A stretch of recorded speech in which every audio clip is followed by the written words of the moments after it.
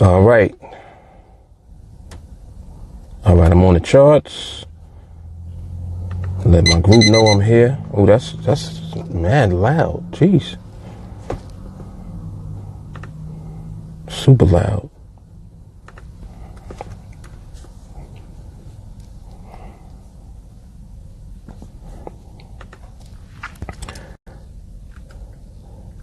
Okay, so let's see what's going on. Looking at the chart now for the first time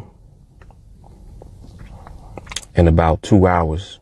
I was on around lunchtime, around 12ish, glancing at things, waiting to see a better environment. Environment looks better than it did. Surely does. Let's see who's on here. What's up, Nelson? What's up, Daniel? Fist of Cups, what's good? All right, got a couple of folks on here with me. So I'm just on here for like about a half hour, 45 minutes. Before I gotta go pick up my son. Well, actually, both my kids, actually.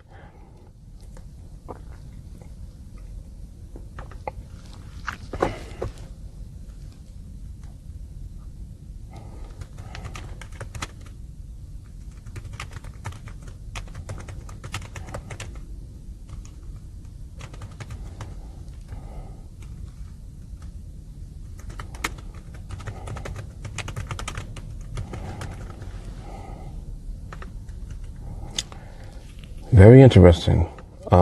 Man, I wasn't even looking at this one. This one looked like it might have set up just now. Let's see if it holds. Let's see if it holds. This 3009 right here. See what the behavior's looking like. Anybody see this just now? Did it set up? Was there pricing? I just switched back over. When I switched over, it was 30 seconds left, so I didn't see how it looked initially. But that looks like it might have set up just now. This 235 looked like it just might have set up. Somebody talk to me. Jay Carly, what up? JR, what's happening? What's up, Stacy? Bensky, what's good?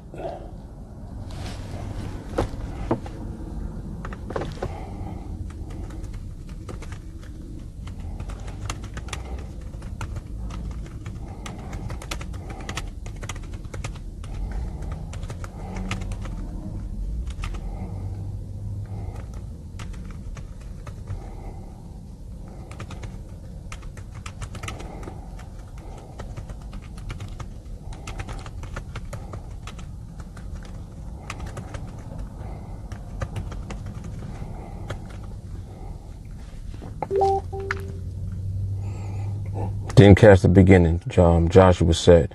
Anybody record that? If you recorded that, post it in the group for me so I can take a look at it real quick. I want to see what that looked like. That looked like it was what we are waiting for. It looked like it. Bensky said that was MRMH. Think it priced out at 7. When you say priced out at 7, you mean 7 and P? James is saying it priced out early too. Curious how early? Inquiring minds want to know. Curious how early? What's up, Jelani? Yeah, I would love to see a recording of that if anyone has it. Bensky said, yeah, 7 and P. Okay, so did it start at 7 or did it move up to 7? Did it start at 6 and then go to 7, or did it just start at 7?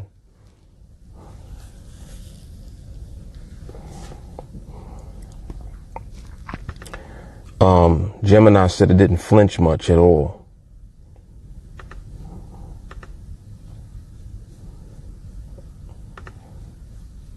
I guess nobody recorded that one. It would be that one, right? That's how that usually goes.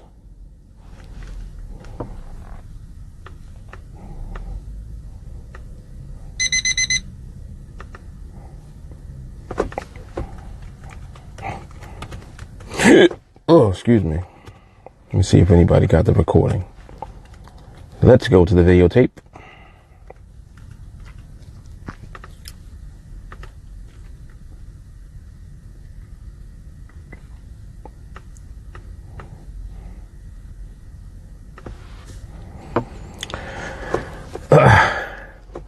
Definitely like the environment, and from what I'm seeing thus far, behavior looks good as well. Let me see what Joshua just said. He says, he said he got the last 48 seconds. All right, let us have it.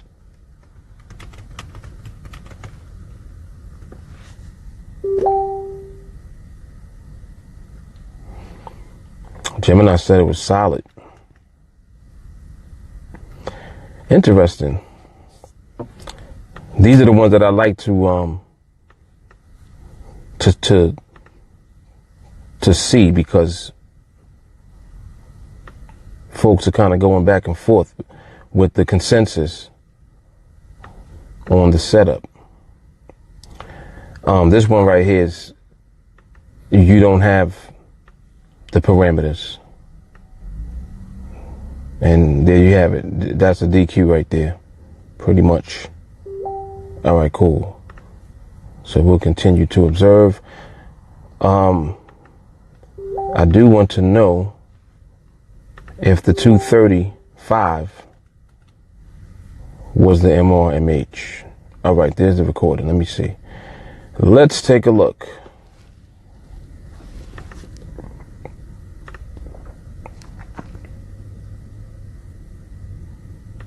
The right track. You're on the right track. Uh-oh. Did I lose you? Sound like Joshua was on the phone. The right track. He tried to come on. He started recording at 45 seconds. So it's recording at 45 seconds. At 45 seconds, it was right at the threshold. You're on the right. It looked like it was at the threshold. Right. And it started at 6. Uh-oh. Did I lose you? Started at 6 and went to 7. Let me look at it again. Uh-oh. Did I lose you?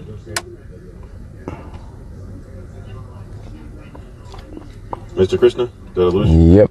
Started at 6, went to 7. Then there was a backtick, but the backtick was after. Oh, this looks like an MRMH. All right, so the backtick was after. And let me see how it finished again. I didn't see all of it. I was getting distracted. Let me see.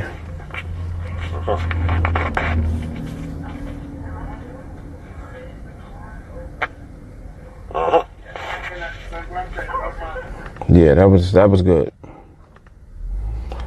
That was a good one. So what time was that? 2:35? Well, we're gonna call it. That was MRMH. We're gonna call it.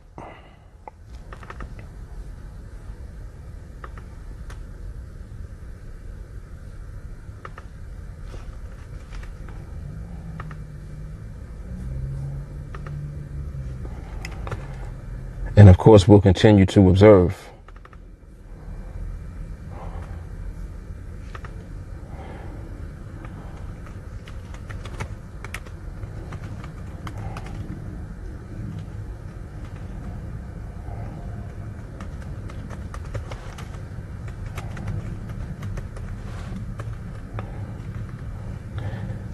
Right now, I don't see really much to be concerned about at this very moment. I would just say continue to monitor, so that you can see that the stability is remaining intact. You want to see that the stability stays intact. So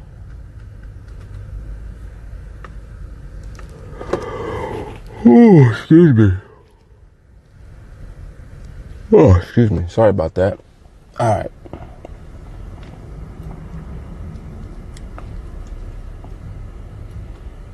So Bensky said start at 567, then priced out. Opened up at 5. Okay. Yeah, that's good enough. That is good enough. That was good. It was good.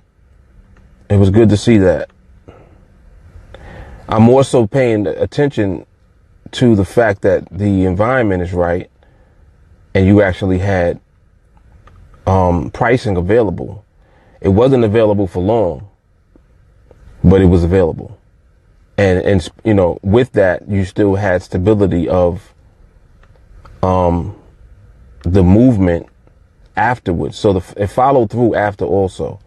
And that's what you want to see. So you just want to make sure that that stability that you saw on that remains. You don't want your behavior going out. If your behavior goes out, then, you know, all bets are off. Like that. Let me see something. What the heck is that? Hate when I get alerts and don't even know what it is. Like, I can't even see what it is. Like, what is that? Where's that coming from? I don't even know where that's coming from. And it's mad loud. All right, so I want to keep my eye on this one. This one right here, I would not take. I want to watch it.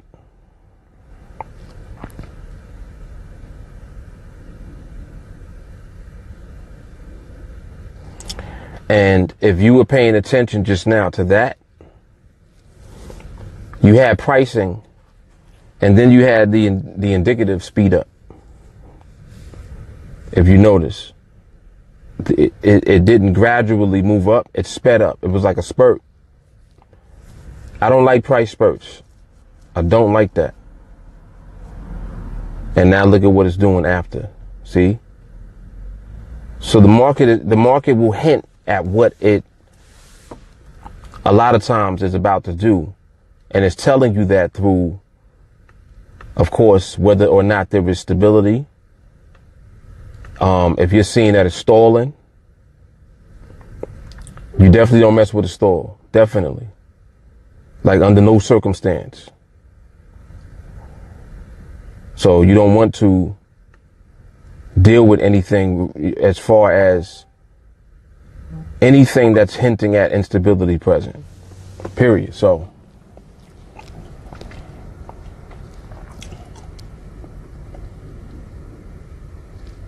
what's up, Jermaine? What's happening, Cam? All right, cool.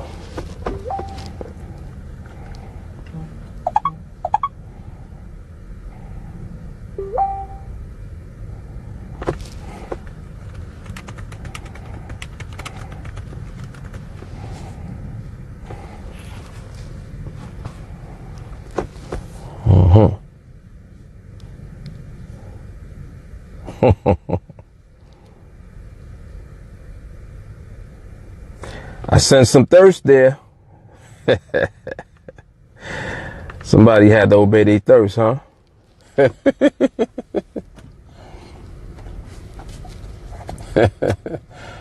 Jay Carly with me. She said, I ain't like that last one at all. I'm going to just take my 2-0 for the week and bounce till Sunday. I respect that.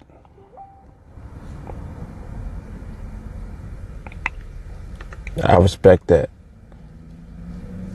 Yeah, Walker took that one. And that's cool.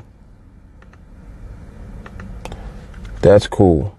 I like to do this because so many times you guys are asking, yo, Mark, would you have taken that trade? And as we were looking at the trade just now, I was explaining why I would not take it.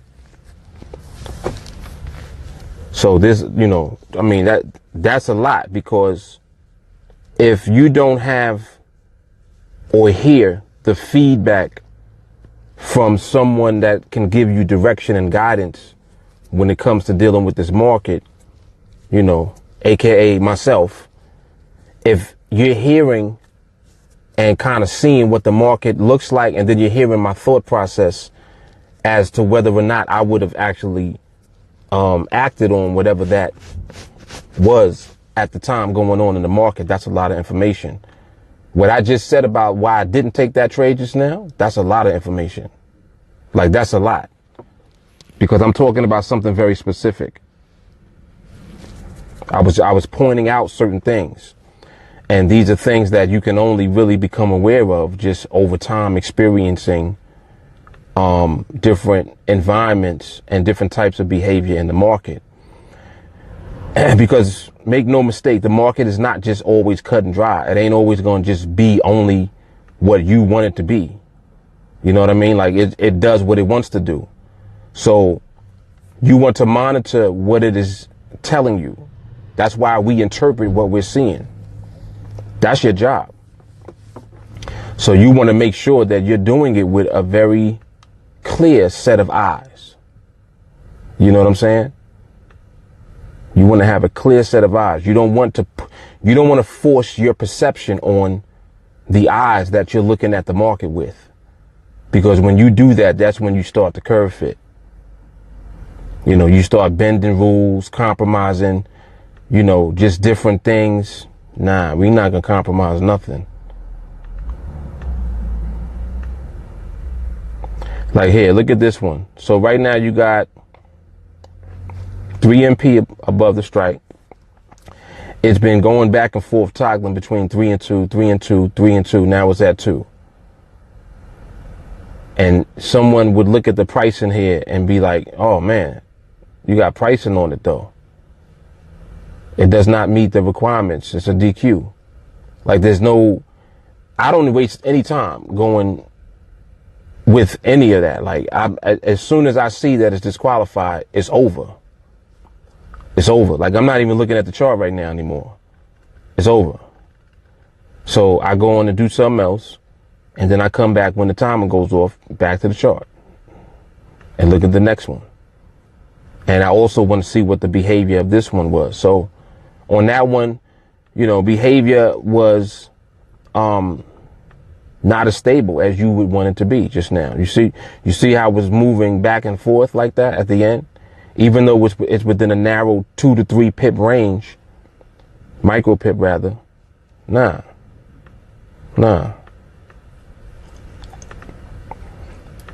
The market can be more stable than that.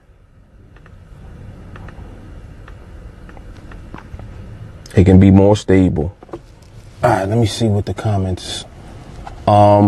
Anything to do now is just me rushing in. Anything I do now is just me rushing in, right? And there's no need to do that. Cam said, what's the best time to do trading? Gonna join you today. Awesome, Cam. See y'all later. All right, Jay Carly. The best time to trade is when the market presents you with the opportunity. The opportunity to take a winning trade. That's the best time. When folks say the best time, I don't want to give you a false perception of what you're thinking time is. You could be thinking, well, what time of day? And not to say that that's what it is, but that's what your perception might be in the back of your mind. Like, well, what's the best time of day to trade? There is no best time of day. There is the right market environment and the right behavior present, combined with whether or not the market meets your rules. And if all of that comes together, then there is an opportunity for you, and that would represent the best time. The best time is when everything comes together cohesively in the market, and the market presents you with opportunity. So, we have a way to recognize that. That's what we train on. That's what you're going to learn when you train with us, Cam. So you'll understand like why we're so insistent on not doing anything else. Like, we don't deviate away from our process. We just don't. And anyone that does learns. Like, if you deviate away from the process, once you learn it, the market is going to teach you probably instantly, because you're going to do something and you're going to get smacked. Like, you're going to take a loss.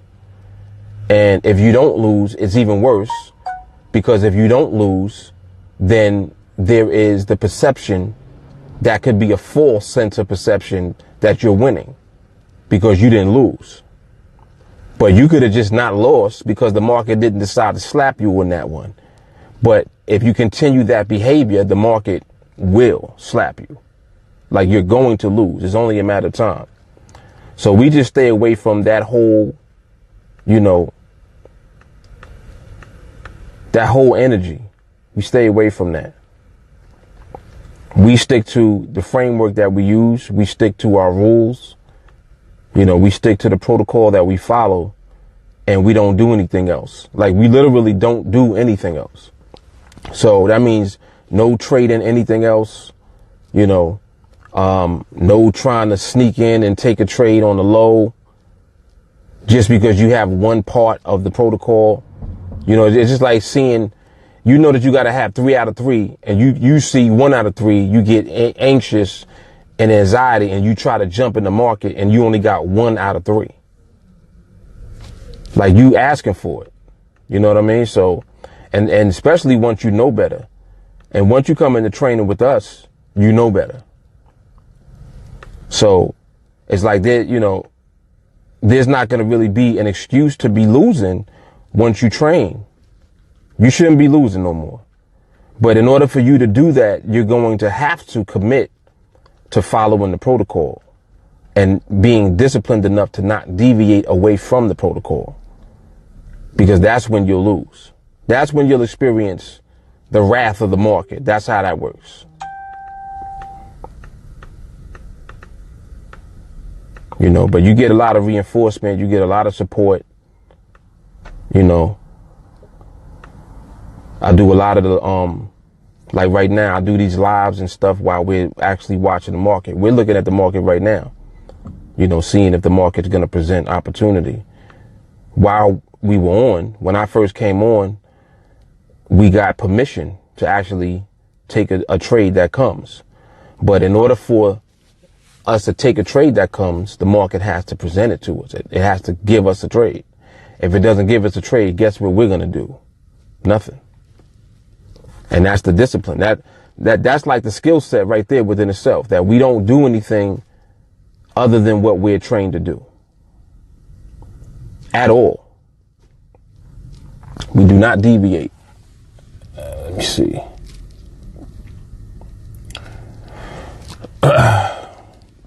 And that is a true statement. Bensky said, anytime is a good time to look at the market. Yes. Okay, so Cam, you definitely understand. Yep, it does makes perfect sense. Makes perfect sense. Water Walker, who's that? I think that's Jorge. What's happening?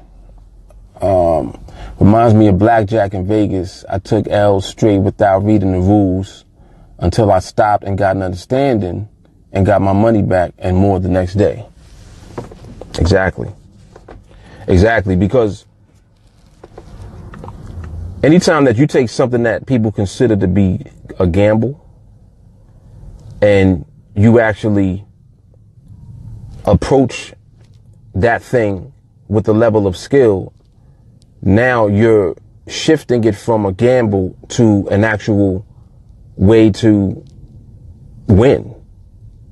It's not a gamble anymore if you have a level of skill that you're using that is leading you to determine when to take, whatever the opportunity is at the time. Like, it's just like people that know how to read cards. If you know how to read cards, that's a skill. You're outside the gambling now. It ain't gambling no more. Now you're using your skill set, and you can use your skill set to potentially make money in that game. It's just like having, let's say you at a blackjack table, right? And there's 5 players, And out of the 5 players, 3 players know how to read cards. Who you think going to be winning the most out of the 5? You see what I'm saying? More than likely, it'll be the 3 players that know how to read cards. Out of the 3 players who know how to read cards, whichever player knows how to read cards the best is going to be the one who makes the most money. Period. Like that, it's not a gamble.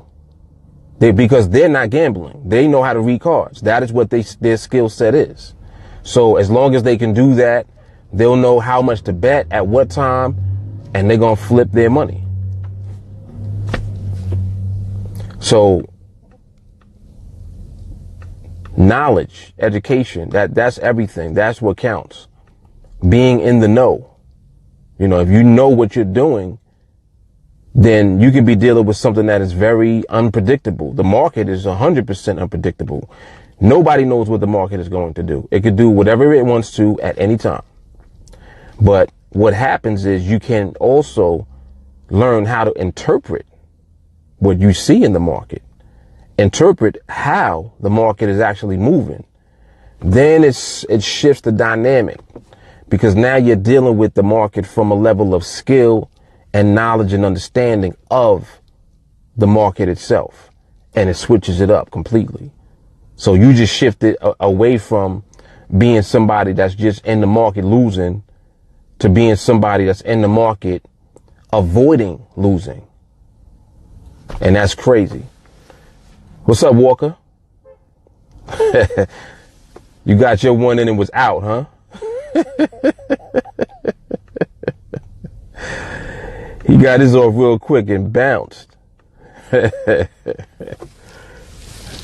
I ain't mad at you. That's how you're supposed to do it. You want to do it, just do it, get it over with, and then I'm out.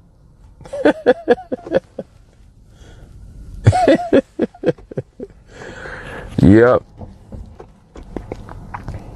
Yeah, so you see how the market is now? It done already switched up behavior already. It switched up behavior. You know, it has some speed in it. There's too much going on right now.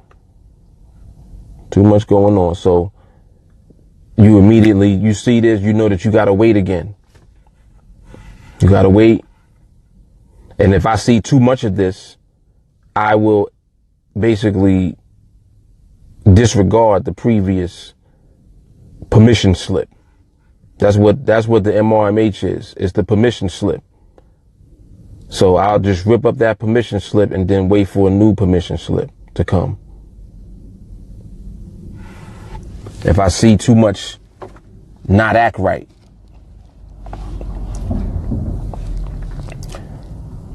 That's it. We wait, then we win. That is it. That's what we do. And we the best at it. Yes, indeed. We are the best at that.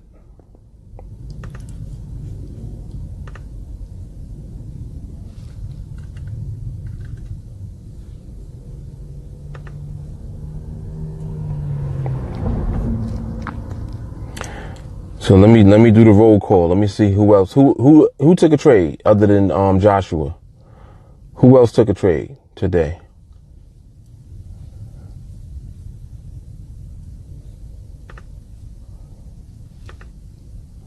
Who else took a trade?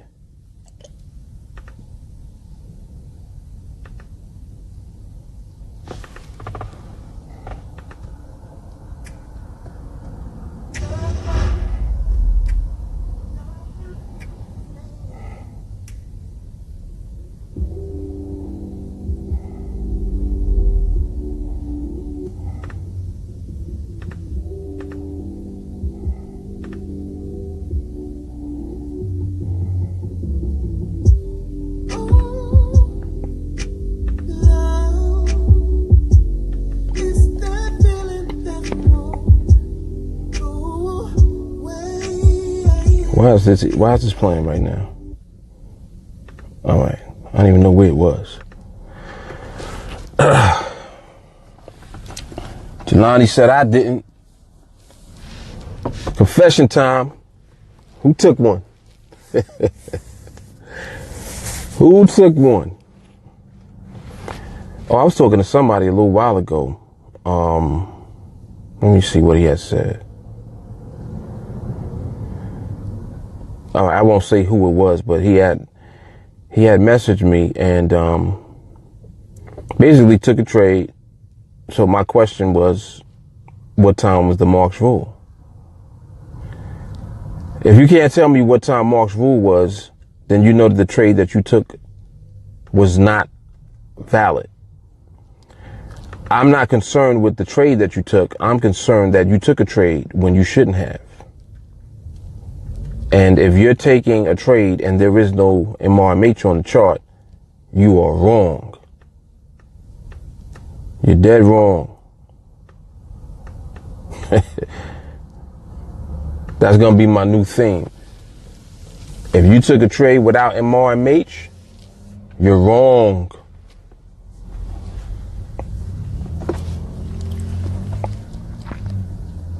MRMH is the savior. Saves you from everything. Saves you from yourself. Nobody else took the one I took. It was valid. Yeah, I was curious as to who may have taken it. I was watching that one that you took, and I was talking about it. I was explaining why I didn't take it. I was actually explaining step by step why I did not take it and what I wanted to see. But it was a valid trade.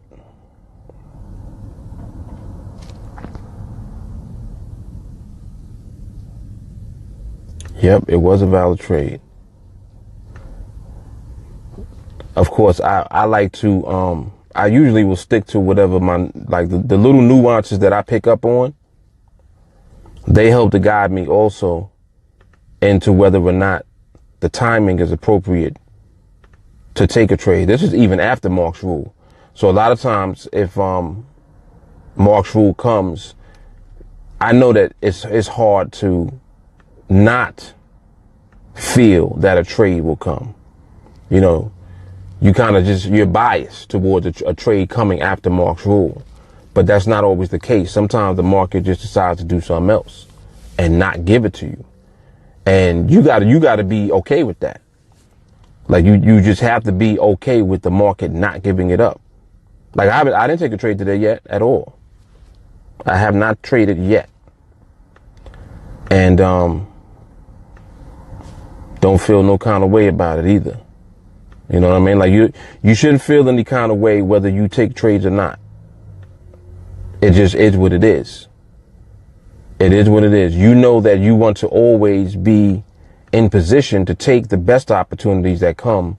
So you use your base of knowledge and your understanding. And as you grow and you become more familiar with the nuances of the market that you're watching and that you're trading, you just pick up on certain things in your market. Like there's certain things about the pound that I just know just because of sheer experience and time that I've spent with that market. So it's very powerful and it's very empowering for you when you can refer back to knowledge and you don't know why, but you know that it's there. So when you look at the market, you're like, no, I don't like that. It's something about how it's not as stable as I want it to be. Like even that statement, it's not as stable as I want it to be. You see what I'm saying? That is somewhat subjective, but at the same time, it's not subjective because the market is either stable or it's not stable. So if I'm suggesting that the market is not as stable as I would like it to be, I'm actually now making a reference to my perception of what stability looks like when I want to take a trade. Does that make sense? So it's not a curve fit. It's more so a preference. More so a preference. And your preference intuitively is going to help to guide you. So I would suggest that you follow, your intuition. Don't follow your thirst. And there's a difference. Your thirst is not your intuition. Your thirst is just you being thirsty to get into a trade. Your intuition is telling you, nah, you don't need to be trading right now. Nah, it could look better than that. Like stuff like that. I do that a lot. I actually do that a lot now. Where I'm looking at the market, I'm like, nah, it could do better than this. Yep, it could do better. But it all comes with time. It all comes in time. As you train and train and train and train. I can't even tell you what, I literally can't even tell you what is going to open up for you and for your growth personally.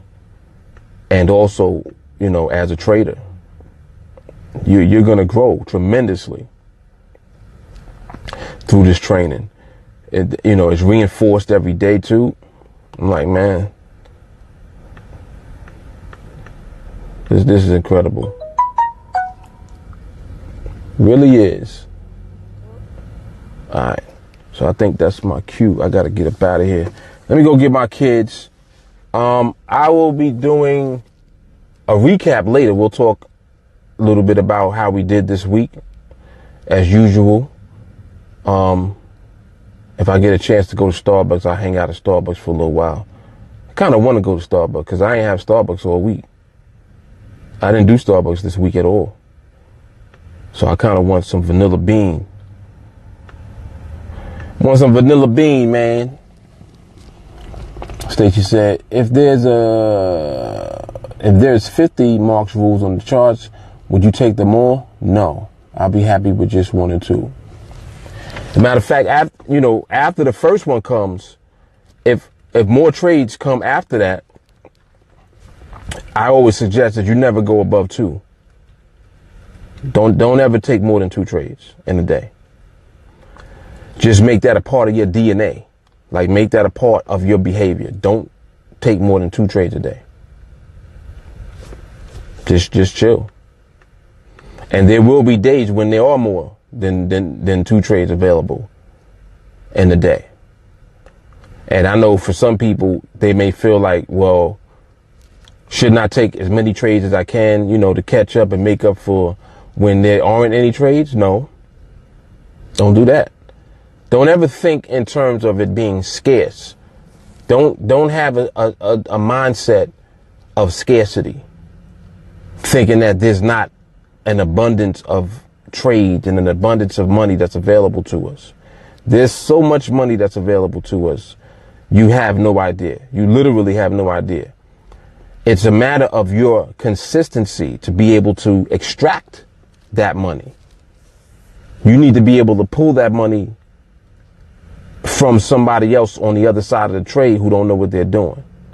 And you need to be able to do that all the time. Not pull it and then give it back, pull it, give some back. We're not trying to give nothing back. So if that means that there will be times when you just don't trade at all, guess what? Your balance remained the same. You didn't lose. If you didn't take no loss, you won. You won. You won big time. Just like Stacey was saying, she 1-0 for the week and she feels tremendous. That's how you should feel. That's how you should. If you didn't take any trades for the week, you should feel great. Because you're sharpening your observation skills. See, like, it's not even about trading skills. This is something else that I realized, like, these past few weeks, just as I've been training. Like, you know what? This ain't even about your trading skills. This is about your ability to observe the market. That's the skill. The trading is going to take care of itself. You become very good at observing the market. Trades are going to come and they're going to be there. And it's going to be nothing but money on the table all the time. You see? Understanding the market so that you don't ever put yourself in a vulnerable position to lose. That is the real skill. That's the real skill. That's what we're learning. We're learning how to do that. That's what we're training to do. All right, let me get up out of here. I'll holler at y'all. I will see y'all in a little while, probably at Starbucks, all right? Deuces.